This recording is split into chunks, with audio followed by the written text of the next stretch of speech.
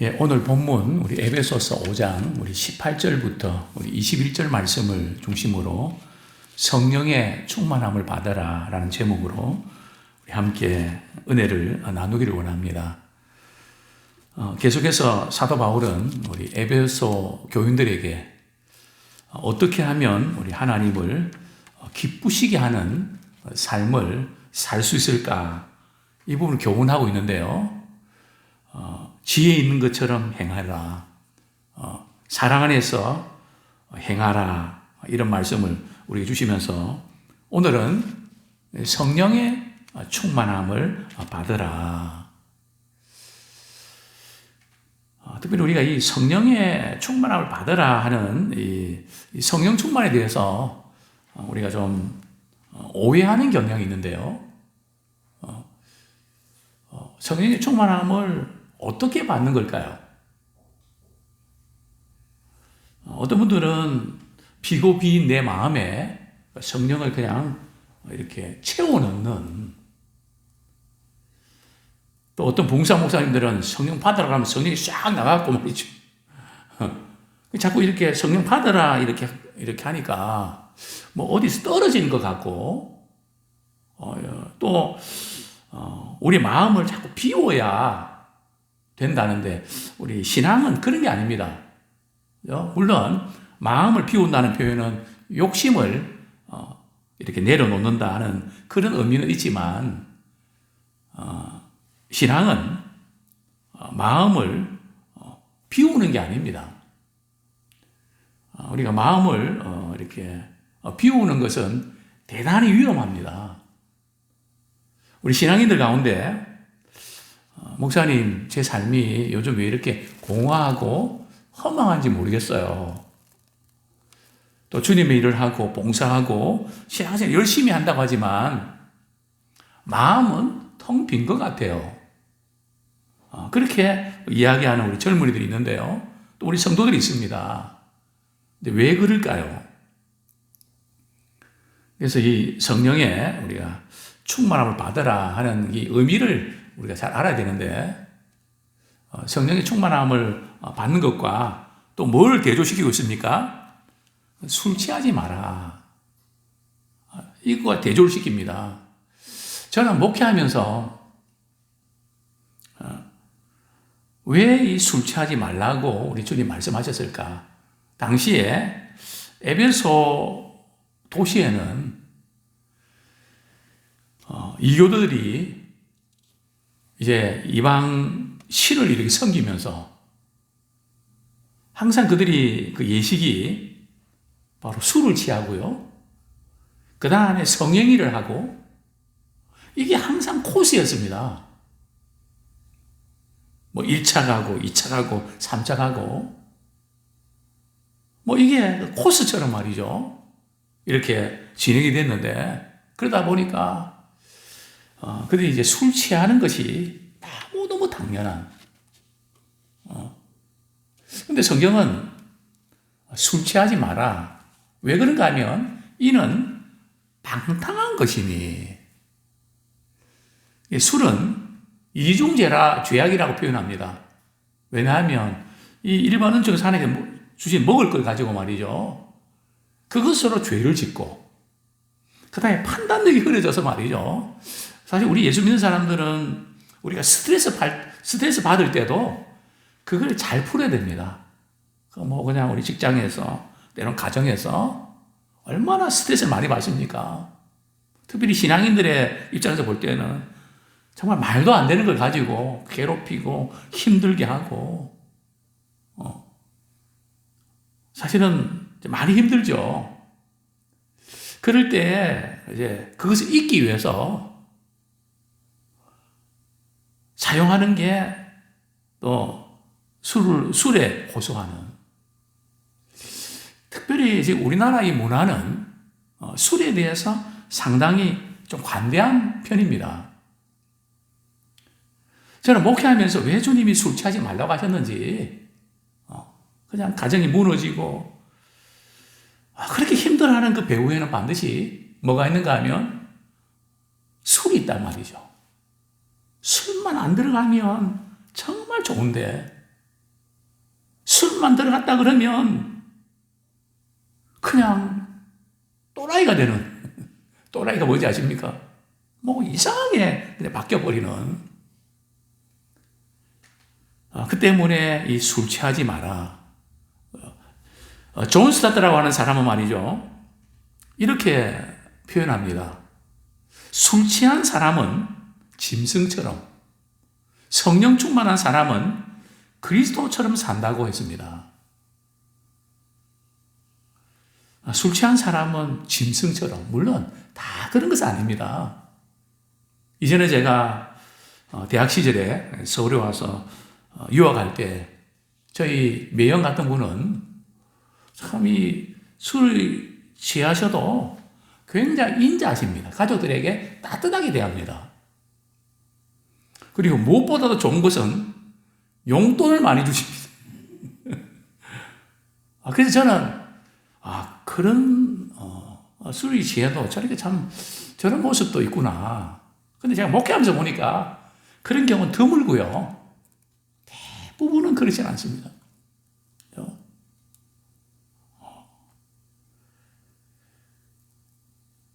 우리나라에 지금 그 범죄에 대한 그 조사를 이렇게 해보니까 말이죠, 좀 오래된 데이터이긴 한데, 모든 그 폭력 사건의 배후에 말이죠, 2017년도 이렇게 9월부터 주포, 그죠? 그냥 술을 마셔서 폭력을 행사하는 그 범죄 수가 17,200명으로 말이죠, 전체 폭력 사건의 약 30%에 해당한다고 합니다. 자, 그런데 이제 문제는 말이죠, 요즘 음주운전이 굉장히 단속됐거든요. 그런데 음주운전을 해서 사고가 나면 어떤 법이 있는지 아십니까? 희한한 법이 있는데요. 우리 그 지지난 분이죠, 국민의당 안철수 대선 후보가 말이죠, 공약을 했습니다. 만약에 제가 대통령 당선된다면 주치 감형 전면 폐지하겠습니다. 그러니까 술에 취해서 말이죠, 사고를 냈을 경우에 감형을 한다는 거죠. 뭐 때문에 감형하는가 하면은 심신미약한 상태에서 사고를 쳤기 때문에 감형을 해줘야 된다는 거죠. 이게 말이 됩니까? 음주 단속은 심하게 하면서 그냥 사고가 났을 경우에 음주 범죄는 감형하는 거. 그래서 우리 문화는 그냥 나 술 기운에 그랬는데 그러면 그냥 넘어가는 이런 잘못된 문화들이 있는데, 정말 우리가 이 세상을 살아가면서 많이 힘들죠. 속상할 때도 많고 그런데, 그런데도 불구하고 우리는 우리의 그 정신과 의식을 깨 있어야 됩니다. 그죠? 어떻게 하면 하나님을 기쁘시게 할까? 그렇게 해야지 그냥 의식이 흐린 것은 범죄 행위죠. 우리는 오늘 주신 말씀처럼 술 취하지 말라. 이는 뭐 어떤 것이라고요? 방탕한 거다. 왜냐하면 술이 들어가면 무절제하게 되거든요. 또 자신을 컨트롤할 줄 모르고요. 또 술이 들어가면 나타나는 현상이 막 자기 이야기를 막 하거든요. 자기 주장이 강하고요. 또 그냥 평소에 술이 안 들어가면 말 못할 거 같아. 술이 들어가면 말이죠, 막히게 되거든요. 물론 어떤 분들은 진실이 나와서 좋다 그러지만 진실이 얼마나 참 듣는 사람을 마음을 상하게 하고 힘겹게 하는. 그래서 성경은 술 취하지 마라. 그러면서 성령의 충만함을 받으라. 이게 이제 성령의 충만함을 받는다는 것은 어떤 걸까요? 우리 성경 구절을 한 두 군데 보겠는데요. 자, 골로새서 3장 16절, 17절 우리 뒤쪽에 있는데요. 한번 보겠습니다. 골로새서 3장 16절, 17절 자세히 한번 보시면 좋겠습니다. 같이 읽겠습니다. 시작. 그리스도의 말씀이 너희 속에 풍성히 가하여 모든 지혜로 피차 가르치며 권면하고 시와 찬송과 신령한 노래를 부르며 감사하는 마음으로 하나님을 찬양하고 또 무엇을 하든지 말에나 일에나 다 주 예수의 이름으로 하고 그를 힘입어 하나님 아버지께 감사하라. 자, 그 다음에 우리 에베소서 5장 18절부터 21절까지 우리 한번 같이 읽겠습니다. 시작. 술 취하지 말라. 이는 방탕한 것이니 오직 성령의 충만함을 받으라. 시와 찬송과 신령한 노래들로 서로 화답하며 너희의 마음으로 주께 노래하며 찬송하며 범사에 우리 주 예수 그리스도의 이름으로 항상 아버지 하나님께 감사하며 그리스도를 경외함으로 피차 복종하라. 여기 보면은 우리 골로새서에 보면 말이죠. 그리스도의 말씀이 풍성히 거하여 시와 찬송과 신령한 노래들로 서로 화답하며 이렇게 나옵니다. 골로새서와 에베소서는 쌍둥이 서신이라고 그러거든요. 비슷한 그 내용들이 많이 나와 있는데 우리 에베소는 뭐라고 표현되어 있습니까? 오직 성령의 충만함을 받으라. 그렇게 되어 있죠. 그러니까 어떻게 연결이 가능합니까? 성령의 충만함을 받는 것은 그리스도의 말씀이 풍성히 거하는 것. 그죠? 그게 성령의 충만함을 받는 것입니다. 그러니까 우리 그리스도인들은 성령의 충만함을 받아야 될 이유가 뭔가 말이죠. 힘들고 어렵고 짜증나고 속상하고 그냥 그만두고 싶고 그럴 때 하나님의 말씀이 우리 속에 저장되어 있다가 하나님의 말씀이 생각나야 돼요. 그 생각나게 해주시는 분도 성령님이시거든요. 성령님은 진리의 영이시기 때문에 하나님의 말씀이 떠오른단 말이죠. 그래서 늘 우리가 말씀을 많이 읽기도 하고 배우기도 하고 듣기도 하고 그렇게 해서 늘 하나님의 말씀이 우리 속에 풍성히 가할 때에 힘들고 어려운 일들이 있지만 그냥 감정으로 말이죠. 막 그냥 막 마음이 뜨겁고 막 그럴 때는 말이죠. 뭐든지 다 할 것 같다가 그냥 실망하고 좌절하면 그냥 다 나버리는 그런 경우들은 굉장히 위태위태하죠. 그럴 때 말씀이 딱 떠올라서 말이죠. 슬퍼할 때 항상 기뻐해라. 쉬지 말고 기도하고 범사에 감사해라. 이는 그리스도 예수 안에서 너희를 향하신 하나님의 뜻이니라. 내가 이렇게 슬퍼하는 거 사실은 뭐 그럴 수밖에 없고 그렇지만 감사해야지. 그러면서 성령님께서 말씀을 떠올리게 해주신다는 거죠. 그 다음에 이 성령의 충만함을 받으라고 하는 것은 뭔가 하면은 술이 들어가면 알코올이 영향을 받는 것처럼 성령의 충만함을 받으라는 것은 뭔가 성령을 말이죠. 막 이렇게 채워 넣는 어떤 그런 의미가 아니라 성령의 지배를 받는 것입니다. 어떤 사람은 내 생각의 지배를 받고 내 감정의 지배를 받고 분위기의 지배를 받고 뭐 그런 경우들이 많이 있는데 우리 그리스도인들은 성령의 지배를 받아야 됩니다. 말씀의 지배를 받아야 됩니다. 그래서 말씀이 결론이 되는 거죠. 내 감정은 이렇고 상황은 이렇지만 주님께서 그렇게 말씀해 주셔서 저 그렇게 할게요. 그쪽으로 가는 거죠. 그냥 말씀을 주시는데도 불구하고 말씀은 그렇지만 하고 피하면 안 되고요. 그럼 그렇게 되면 성령을 소멸시키는 겁니다. 성령께서 우리에게 소원을 주시고 말씀 주시면 네, 제가 그렇게 할게요. 그게 이제 그렇게 할 때에 계속 성령의 충만함이 유지된다는 거예요. 여기 성령 충만함을 받으라는 것은 우리가 처음 예수 믿을 때 성령이 역사해 주셔서 우리 성령이 우리 안에 계세요. 그래서 성령이 내주라는 표현을 쓰거든요.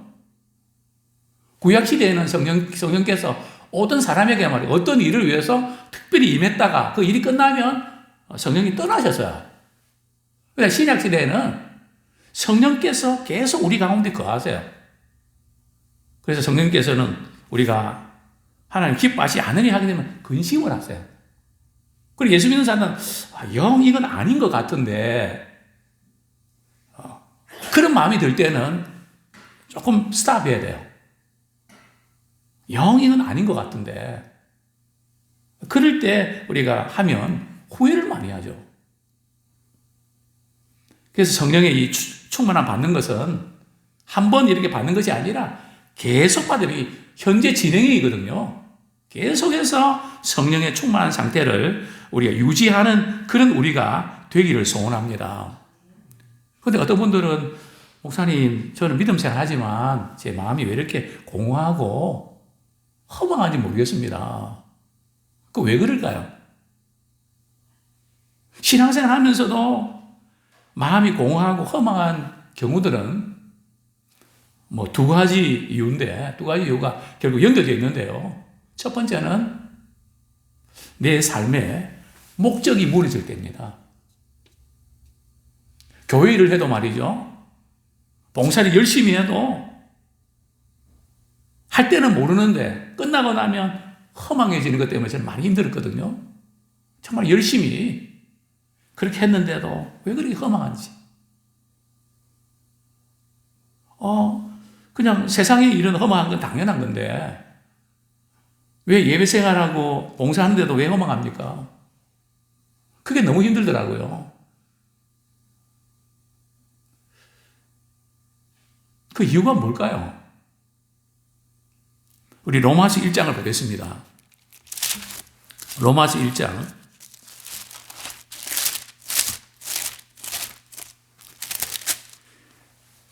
예, 로마서 1장 우리 21절 같이 한번 읽겠습니다. 시작. 하나님을 알되 하나님을 영화롭게도 아니하며 감사하지도 아니하고 오히려 그 생각이 허망하여지며 미련한 마음이 어두워졌나니. 하나님 모르는 게 아니에요. 하나님은 압니다.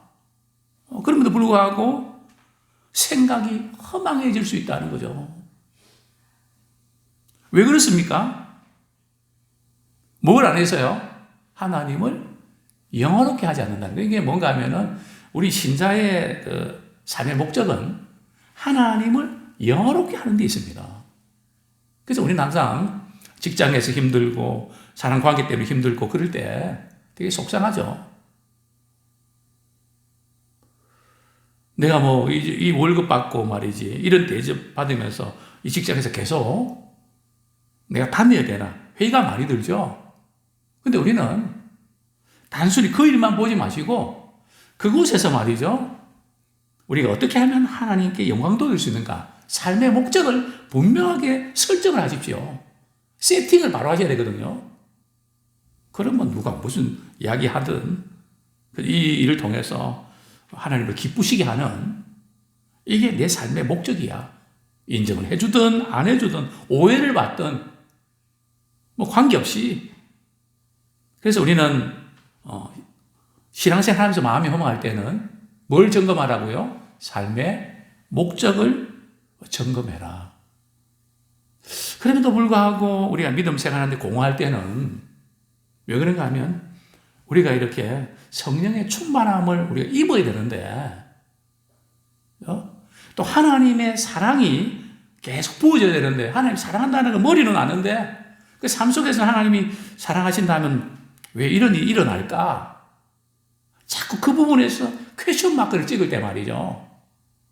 우리의 마음이 공허해지고 또 우리 믿음이 공허해집니다. 그럴 때마다 우리는 다른 걸 채우러 가지 마시고 성령의 충만함을 우리가 경험하고 성령의 충만함으로 우리가 나가는 우리가 되기를 소원합니다. 우리 다시 본문으로 갑니다. 성령 충만을 받으면 어떤 현상들이 나타나는가, 어떤 특징들이 나타나는가, 한 세 가지가 나타나는데요. 우리 에베소서 우리 5장 19절에 보면 시와 찬송과 신령한 노래들로 서로 화답하며 너희의 마음으로 주께 노래하며 찬송하며. 우리의 성령의 충만함을 우리가 받을 때 나타나는 첫 번째 현상은 기쁠 때나 슬플 때나 찬양이 끊이지 않습니다. 참 우리가 예배 드릴 때에 예배 시간에 우리 서로 시와 찬송과 신령한 노래들로 서로 이제 화답합니다. 사실 우리 예배 드릴 때에 우선은 예배는 하나님께 영광 돌려드리지 않습니까? 그러나 예배를 우리가 드리면서 믿음의 성도들이 말이죠. 서로 신앙 안에서 화답하는, 신앙의 공동체 안에서 아름다운 교류가 일어납니다. 또 우리가 요즘 신방 기간인데, 우리 신방할 때 저는 늘 그런 마음을 느끼곤 합니다. 가정에서 말이죠. 믿음의 성도들이 함께 모여서 찬양을 드리고 기도할 때에 참 우리 하나님은 얼마나 기뻐하실까.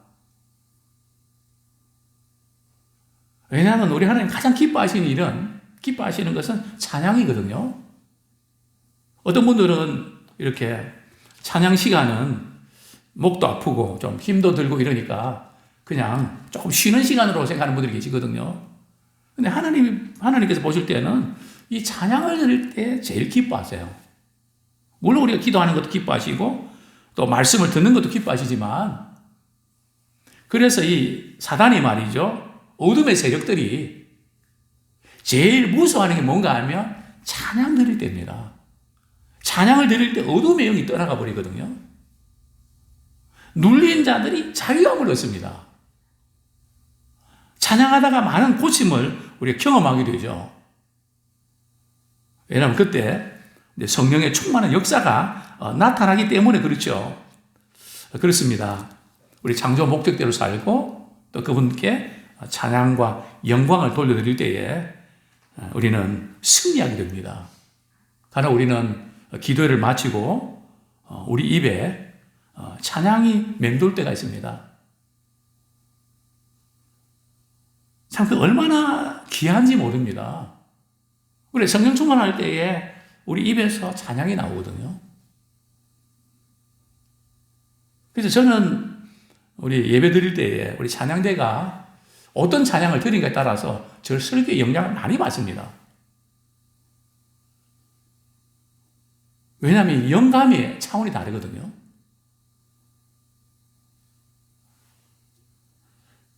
저는 지금 뭐 그런 일들이 별로 없지만 이전에 부흥 집회를 가고 청소년 집회 뭐 이렇게 갈 때 참 찬양 드릴 때 그 찬양 드리면서 그냥 하나님께서 말씀을 많이 생각나게 해주십니다. 참 희한하다. 우리 찬양 드릴 때 하나님께서 참 말씀이 많이 기억나게 해주시는구나. 또 기도할 때 하나님께서 말씀을 많이 기억나게 해주시고요. 어쨌든 우리가 찬양을 통해서 우리가 하나님께 영광 돌리는 이것이 우리의 삶의 목적입니다. 자, 두 번째로 성령 충만하면 어떤 현상이 나타날까요? 20절 말씀 같이 읽겠습니다. 시작. 범사에 우리 주 예수 그리스도의 이름으로 항상 아버지 하나님께 감사하며. 두 번째 특식은 범사에 감사하게 되는. 자, 여기서 우리가 좀 오해해서는 안 되는 게 있거든요. 그냥 무조건 감사하라는 뜻일까요? 그렇진 않습니다. 불의를 행하는데 우리가 슬퍼하고 탄식해야죠. 때로는 분노해야죠. 그래서 성경은 뭐라고 말씀합니까? 감사하되 누구의 이름으로요? 우리 주 예수 그리스도 이름으로. 무슨 뜻일까요? 주님이 우리를 구원해 주신 그 은혜. 그러니까 어렵고 힘들 때 그 문제와 상황 속에 빠지지 마시고 그 가운데 주님이 나에게 베푸신 그 은혜와 사랑이 얼마나 큰가. 그걸 생각하면서 우리 감사하는. 근데 이것이 우리 생각으로 의지로 잘 안 된다는 거예요. 왜요? 성령으로 충만할 때에 정말 걱정하고 염려하고 뭐 어쩔 줄 모르고 막 그럴 때인데 그래도 우리는 그 안에서 감사가 나온단 말이죠. 그래서 우리 신앙생활은 습관이나 형식으로 하는 게 아니라 성령 충만함으로 해야 됩니다. 너무 메마르고 그냥 그럴 때는 조금 쉬면서 말이죠. 성령의 충만함을 입는 그런 나만의 그런 조용한 시간들이 필요합니다. 그래서 우리 성령의 충만함을 힘입고 다시 이렇게 도전하는 그런 부분들이 필요하죠. 그래서 감사하는 그런 은혜. 그래서 우리 신자들은 위기 당할 때에 우리 하나님을 신뢰하고 또 하나님을 가까이 하는 그 자체에 대해서 우리는 감사할 수 있습니다. 참 그런 문제들이 없으면 그렇지 못할 텐데 오늘도 이제 우리 작은 교회 목사님들 이렇게 같이 서로 우리가 탈진될 때에 너무 지칠 때 어떻게 극복하느냐 이 부분을 좀 이렇게 서로 나누면서 식사 대접하고 그러면서 작은 교회도 참 목사님들 어렵다 보니까 자녀들에게 뭐 교육적으로 뭐 이렇게 지원하고 뭐 그게 안 되니까 뭐 대안학교 가고 홈스쿨링을 하고 그러면서 한번 목사님이 그런 말씀하십니다. 결핍이 하나님의 은혜의 통로가 되더라. 돈도 없고 뭐 학원 다닐 수도 없고 이런 모든 여건들이 하나님을 더 의지하게 되고 그분을 찾게 되고 그래서 하나님이 공급해 주신 그 힘으로 다시 회복되는 어제 우리 예준이 뭐 임원들이죠, 그죠? 각 반의 반장들 이렇게 명단을 이렇게 보니까 참 놀라운 것은 말이죠. 그 이름을 보면 이분은 목사님 아들이구나, 목사님 딸이구나. 저는 알거든요. 이름이 딱 나와요. 그죠? 뭐 예준이 하면 벌써.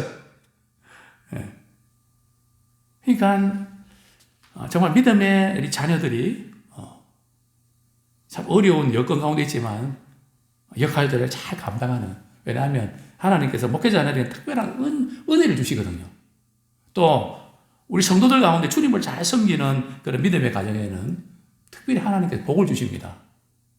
그래서 이름만 딱 봐도 교회 다니는 애들이 많구나.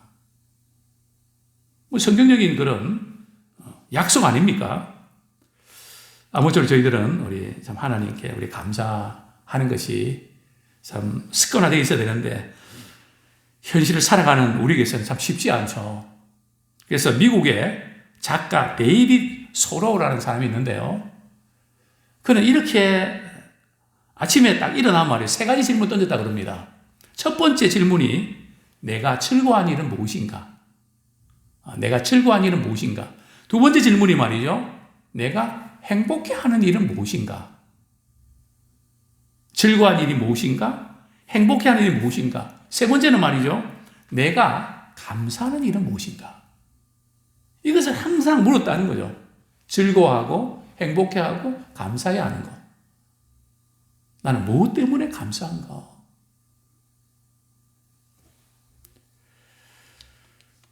참 범사에 감사하는 참 저는 뭐 우리가 다른 학문적인 분야, 기술 분야에서 우리가 창조하고 뭐 혁신적인 교육도 필요하지만 감사에 대한 혁신.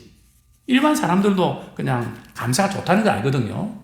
근데 우리의 감사는 성격이 아니라 성령 충만해서 성령의 충만한 것 때문에 야, 이것도 감사하구나. 저것도 감사하구나. 힘들고 어려운 것도 사실은 그게 나중에 비료가 되고요. 그래서 저는 이런 이야기를 하곤 합니다. 훌륭한 항해자는 바람과 파도를 이용할 줄 안다. 훌륭한 항해자는 바람과 파도를 두려워하는 자가 아니라 그걸 이용할 줄 아는. 어떤 상황 속에서도 그걸 감상으로 받아들이고 역발상할 수 있는 그 사람이 바로 성령 충만한 사람이고 감사하는 사람입니다. 그러니까 우리는 언어로서 말이죠. 그 사람의 입에서 감사하다는 표현이 얼마나 많이 나오는가. 감사하지 않는 시간은 성령 충만하지 않는 시간입니다. 뭐 그렇게 봐도 틀림이 없죠. 자, 그 다음에 성령 충만으로 나타나는 세 번째 현상이 뭡니까? 21절 같이 읽겠습니다. 시작. 그리스도를 경외함으로 피차 복종하라. 신자들은 서로 존경하고 섬겨야 됩니다. 어떻게 해요? 그리스도를 경외함으로 피차에 섬겨야 되는 거죠. 내가 다 잘하고 내가 다 해야 되는 거 어떤 의미에서 참 좋은 면이긴 하지만 그것 신앙적으로 별로 좋은 거 아닙니다. 나는 당신이 필요하고 당신은 내가 필요하고 서로 존경하고 서로 섬길 수 있는. 근데 성령 충만한 사람들은 내려놓을 줄 압니다. 도움을 요청할 줄도 압니다. 그냥 내 주장이나 내 그게 꼭 그렇게 돼야 되는 거 아닙니다. 왜냐하면 내 자존심은 십자가에 못 박기 때문에 우리 불의에 대해서는 포기할 수 없지만 그렇지 않은 거에 대해서는 뭐 이러면 어떻고 저러면 어떻습니까? 꼭 그렇게 돼야 됩니까? 그게 별로 의미가 없는 거죠. 인생을 그런데 쓰고 낭비하고 싶지 않은 거죠. 성령 충만하면 관계가 좋아집니다. 상대방을 깊이 이해하고 그 사람 입장에서는 그럴 수도 있겠구나. 어떻게 그럴 수가 있냐고. 이런 분들은 조금 뭔가 이렇게 아직도 자아가 너무 강한 겁니다. 상대방 입장에서 생각할 여지가 별로 없는 거죠. 그냥 내 입장에서만 자꾸 생각하고 판단하는 그것도 일종의 우리의 교만이죠. 그리스도를 경외함으로 피차 복종할 줄 아는. 나이 드신 분들도 젊은 분들에게 참 이야기 듣고 미안하다. 그게 좋겠네. 받아줄 줄 알고. 우리가 항상 옳은 거 아니거든요. 그래서 주님은 서로 가족 공동체에서 서로 세워가고 채워가는. 근데 이 일이 우리의 마음으로 되는 게 아니라 성령 충만해야 우리 자신이 내려올 수 있다는 거죠. 아무쪼록 성령 충만의 이 세 가지 특징들을 우리가 또한 삶 속에서 경험하며 살아가는 우리 모두가 되기를 축원합니다.